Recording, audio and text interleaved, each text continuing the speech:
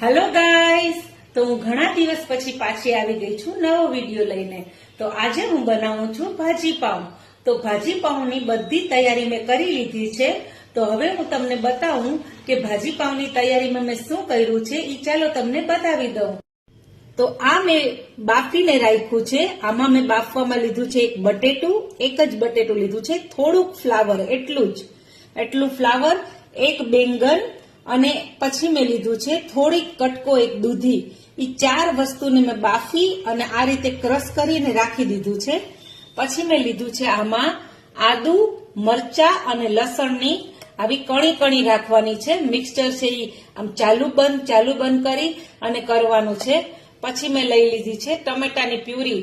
ટમેટા મેં 4 ટમેટાની પ્યુરી કરી લીધી છે। પછી જોઈશે આ ડુંગળી કટ કરેલી, ઈ મેં 3 ડુંગળી કટ કરેલી છે અને એટલા જોઈશે વટાણાને મેં બોઇલ કરી લીધા છે અને રેડી રાખ્યા છે। તો ચાલો હવે આમાં હું વઘાર કરું ને પછી શું જોશે એમાં હું ભેગી સાથે તમને બતાવતી જઈશ। તો ચાલો આપણે હવે વઘાર કરી લઈએ। તો ચાલો ઓઇલ છે એ ગરમ થઈ ગયું છે અને હવે આપણે બધાય પાઉંભાજી બનાવે પણ મારી રીત થોડીક જુદી છે। ઘણા બધા પાઉંભાજી બનાવે તો એમાં બધા શાકભાજી ઉમેરતા હોય, પણ મારે તો થોડુંક જ હું શાક નાખતી હોય। અને આજે તમે મારી રીતની પાઉંભાજીની રેસીપી જોજો ને પછી આ રીતે બનાવજો, પછી તમને આ ટેસ્ટ છે ને એ વધારે ભાવશે, તમે કદાચ બીજી રીતે બનાવતા હશે ને તો ચાલો આપણે હવે આને વઘાર કરીએ। તો આપણે ઓઇલ ગરમ થઈ ગયું છે, પહેલા નાખશું આપણે થોડીક હિંગ નાખી દઈએ તો શું મજા આવશે। હવે આપણે નાખી દઈશું ડુંગળી। તો આ ડુંગળી છે એ નાખી દઈએ।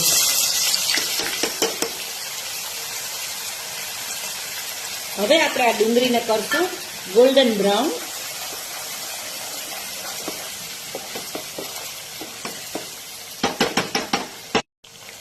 ચાલો હવે આપણે આ ડુંગળી છે એનો થોડો કલર ચેન્જ થઈ ગયો છે, તમે જોઈ શકો છો। તો હવે આપણે આ જુઓ તમે, આદુ, મરચા અને લસણ છે એને આ રીતે કટકી કરીને રાખવાનું છે, સાવ પીસીને જ નાખવાનું। આવી કટકી હશે ને તો ભાજીનો સ્વાદ જ સરસ આવશે। તો ચાલો હવે આપણે આમાં નાખી દઈએ।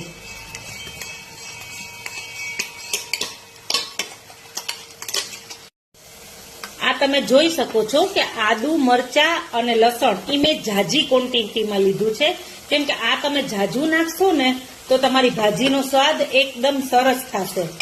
તો તમે જોઈ શકો છો। હવે આપણે આને થોડીક વાર ચડવા દેવાનું છે। તો આને પહેલા આપણે મિક્સ કરી લીધું અને મિક્સ કરી અને પછી આને આ ઢાંકણ બંધ કરી દઈએ। 2 મિનિટ માટે આપણે રાખશું એને, એટલે આપણે 2 મિનિટ પછી જોશું એટલે ચડી જશે અને આદુ, મરચા, લસણનું કાચું પણ છે એ નીકળી જશે। પછી આપણે આગળની પદ્ધતિ હું તમને સમજાવું। તો ચાલો હવે આપણે જોઈ લઈએ કે આદુ, લસણ અને મરચા થોડાક ચડી ગયા છે। તો આપણે જોઈ શકીએ છીએ કે આ ચડી ગયા છે। તો હવે આપણે આમાં નાખી દઈએ આ વટાણા મેં બાફ્યા હતા, પછી એમાં થોડુંક પાણી જે રહી ને એ એમાં થોડુંક રાખી જ દેવાનું। હવે આને આપણે મિક્સ કરી લીધું છે। હવે પાછું ઢાંકણ બંધ કરી અને આને થોડુંક ચડવા દઈએ હજી। ચાલો તો હવે આપણે જોઈ લઈએ કે વટાણા નાખી દીધા પછી કેવું છે। તો આને મેં 4 થી 4 મિનિટ આને ચડવા દીધું છે અને તમે જોઈ શકો છો, અને તેલ પણ આખું ઉપર જ દેખાય છે। તો હવે આપણે આમાં નાખી દઈશું ટમેટાની પ્યુરી। ટમેટા તમે કટકા કરી નહીં નાખી શકો, પણ મારા છોકરાઓને ટમેટા આડા આવે ને એ ગમે નહીં, એટલે હું પ્યુરી કરીને જ નાખું છું। તો આ 4 થી 5 ટમેટાની પ્યુરી નાખી દેવાની છે। ટમેટાની પ્યુરી છે હવે જ્યાં સુધી આપણે તેલ ઉપર ના આવે ત્યાં સુધી આ ટમેટાની પ્યુરીને છે ને એ એકદમ ચડવા દેવાની છે। હવે આપણે આ ગેસ છે એ ફાસ્ટ રાખશું અને ટમેટાની પ્યુરી એકદમ ચડવા દેશું કે જ્યાં સુધી તેલ બહાર ના આવે। તમારા બાળકોને ટમેટા આડા આવતા હોય ના ગમતું હોય તો આ રીતે પ્યુરી કરીને તમે નાખી શકો છો, એટલે એને છોકરાઓને ટમેટા આડા આવે ને એ ગમે નહીં, તો આપણે એ રીતે નાખી દેવાનું. તો બાળકો છે એને ટમેટા શાકભાજી બધું આડું આવતું હોય ગમે ના, તો આપણે એ બધી વસ્તુને પ્યુરી કરી નાખીએ ને તો એ છોકરાઓ આપણા પ્રેમથી ખાઈ લે, એને ખબર ના પડે કે મમ્મીએ ટમેટા નાખ્યા. આજકાલના છોકરાઓને શાકભાજીમાં ટમેટા જે આડા આવે, આપણે દાળ પણ બનાવીએ અને ટમેટા જો આડા આવતા હોય તેમ કે મમ્મી આવી શા માટે તે દાળ બનાવી, એટલે આપણે ટમેટાની હંમેશા પ્યુરી કરીને જ નાખવાની. મારા હરેક શાક કે દાળ કે હોય તો હું ટમેટાની પ્યુરી કરીને જ એમાં નાખું, કે જેથી છોકરાઓને એમ લાગે કે મમ્મી કઈ નાખતી નથી પણ મમ્મીએ નાખી દીધું હોય અને છોકરાઓ ફટાફટ ખાઈ પણ જાય, એને ખબર પણ ના પડે. તો ચાલો હું તમને આગળની રેસીપી બતાવું છું. તો ચાલો આપણે ટમેટા એમાં નાખી દીધા છે, તો ટમેટા ફટાફટ ચડી જાય અને તેલ ઉપર આવી જાય એના માટે હવે આપણે એની માથે નાખી દેશું. આપણે બાફવામાં અને બધામાં મીઠું નાખેલું છે, એટલે આપણે તમારે જે રીતના તમે નાખેલું હોય ને એ પ્રમાણે મીઠું નાખવાનું છે. એટલે આપણે આ 1 ચમચી મેં મીઠું નાખી દીધું છે. પછી તમારે જે રીતના નાખવું હોય એ રીતે નાખવાનું, તમારા સ્વાદ અનુસાર. હવે આ ટમેટાની પ્યુરી છે ચડે છે, જુઓ તમે.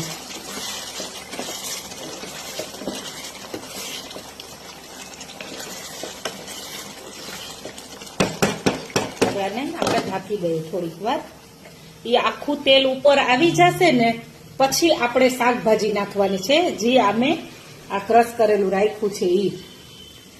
આજે મારા મોબાઈલમાં થોડીક મિસ્ટેક છે, તે કલર છે એ તમને રિયલ કલર નથી દેખાતા, મોબાઈલમાં થોડુંક ફેર પડી ગયો છે એટલે તો રિયલ કલર નથી દેખાતા. બાકી આ કલર બધા આમ ઓરિજિનલ જુદા છે, મોબાઈલમાં જુદા દેખાય છે, તો એ બદલ સોરી, મને માફ કરજો. પણ હું તમને બતાવું છું, તમારું તો સરસ જ બનશે. ચલો ગાઈસ, હવે આપણે જોઈ લઈએ. તેલ ઉપર આવી ગયું હોય તો આગળની પ્રોસેસ હું તમને કહું. તો તેલ ઉપર આવી ગયું છે, તમે જોઈ શકો છો. આખું તેલ ઉપર આવી ગયું છે. ટમેટાની પ્યુરી છે એ ચડી ગઈ છે, તમે જોઈ શકો છો.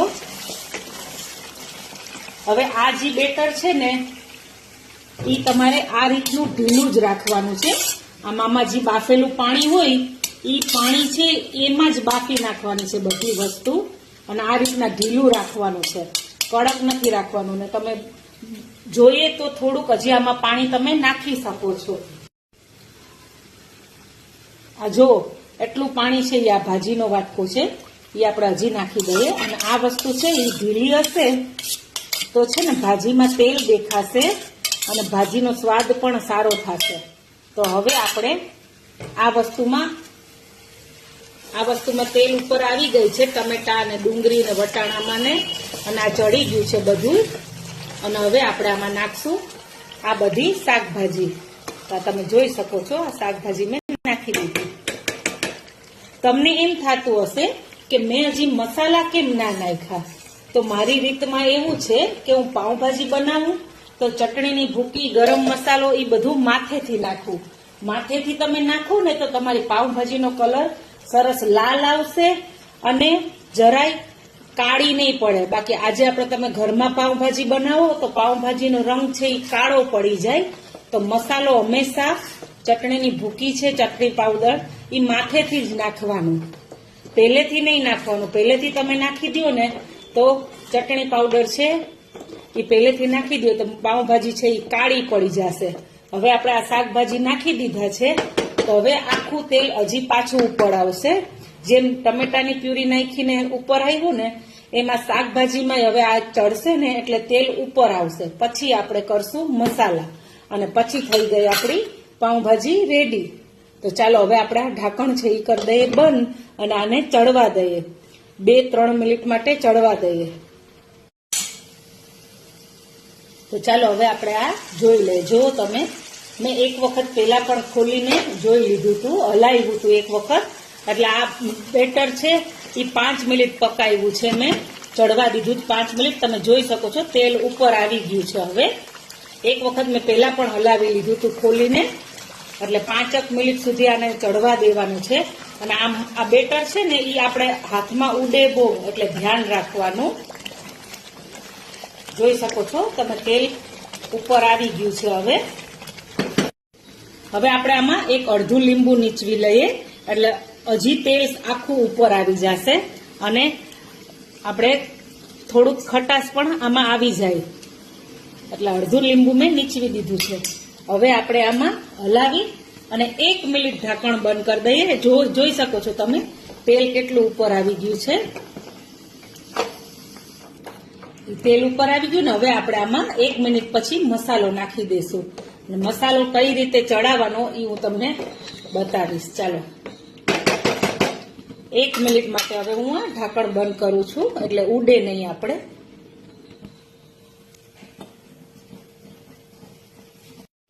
તો ચાલો ગાઈસ હવે આપણે જોઈ લઈએ. જોવો તમે લીંબુ નાખ્યા પછી તમે જોવો કઈ રીતે તેલ આખું ઉપર આવી ગયું છે. આ રીતે તમે ભાજી બનાવશો એટલે તેલ સરસ આખું ઉપર આવી જશે અને આ તમે જુઓ બેટર એનું અંદરનું આવું કણી કણી વાળું સરસ. હવે આપણે આમાં ચટણીની ભૂકી અને ગરમ મસાલો ઉમેરી દઈએ. તો આપણે આદુ મરચા અને મેં લસણ એ સારી ક્વોન્ટિટીમાં નાખેલું છે એટલે હવે આપણે ચટણીની ભૂકી આ 1 ચમચી નાખશું. મારી ચટણીની ભૂકી થોડીક તીખી છે પણ અમારા ઘરમાં તીખું ખવાય છે એટલે હું હજી અડધી નાખીશ. તમે તમારા ટેસ્ટ મુજબ તમારે નાખવાની છે. અને હવે આપણે લેશું ગરમ મસાલો. તો આજે મારી પાસે પાઉંભાજી મસાલો નથી પણ આપણે લક્ષ્મીનો જે મસાલો આવે ગરમ મસાલો એ હું નાખું છું. તો આ છે 1 ચમચી ઉમેરી દઉં અને હવે આ માથે અડધી ચમચી તો આપણે 1.5 ચમચી ગરમ મસાલો નાખ્યો અને 1.5 ચમચી આપણે ચટણીની ભૂકી નાખી. હવે આપણે આને હલાવી નાખીએ. તમે પાઉંભાજીનો કલર જોજો કેટલો સરસ આવશે. આ રીતે નાખીએ ને એટલે પાઉંભાજીનો કલર બહુ સરસ આવે. હવે પાઉંભાજી આપણી રેડી થઈ ગઈ છે. હવે આને ખાલી 2 મિનિટ ચડવા દેવાનું છે એટલે ચટણીની ભૂકી ચડી જશે અને તેલ છે એ આખું છૂટું પડી જશે. ચાલો તો હવે આપણે આનું ઢાંકણ છે એ બંધ કરી દઈએ એટલે તેલ આખું ઉપર આવી જાય. તો ચાલો હવે આપણે મેં આને ધીમા તાપે 3 થી 4 મિનિટ છે ઈ મસાલાને ચડવા દીધો છે. હવે આપણે જોઈએ ખોલીને કે આનું શું રિઝલ્ટ છે. તો તમે જોઈ શકો છો આખું તેલ છે એ ઉપર આવી ગયું છે અને હવે હું તમને હલાવીને બતાવી દઉં કે પાઉંભાજી આપણી થઈ ગઈ છે રેડી. અને તમે જોઈ શકો છો જુઓ પાઉંભાજી આપણે આ મારી ઢીંગલી છે નાનકડી ટપુકડી મારી દીકરી એ તમને ટેસ્ટ કરીને બતાવશે. અને હવે આપણે આમાં પાઉંભાજી થઈ ગઈ છે રેડી. અને હવે આપણે આમાં ધાણા ભાજી છાંટી અને આનો ગેટઅપ લઈ આવીએ.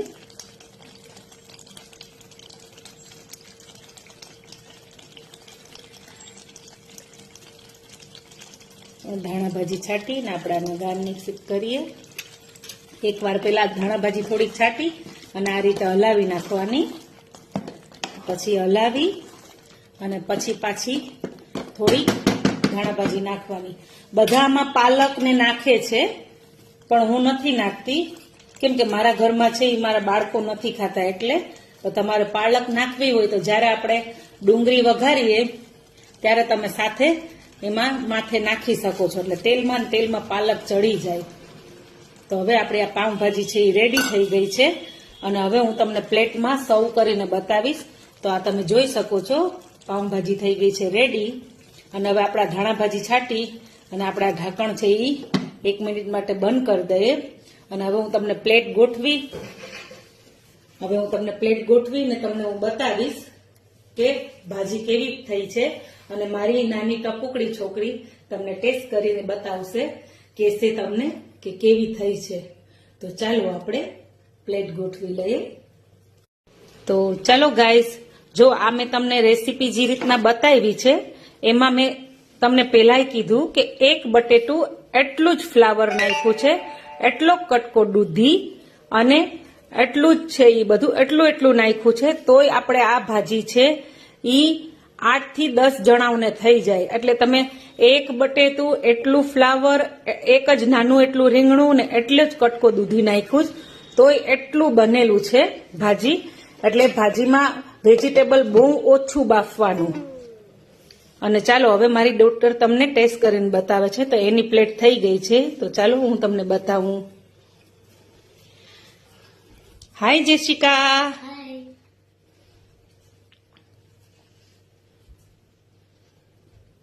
જેશિકા કેવી થઈ છે? આખો બહુ મસ્ત.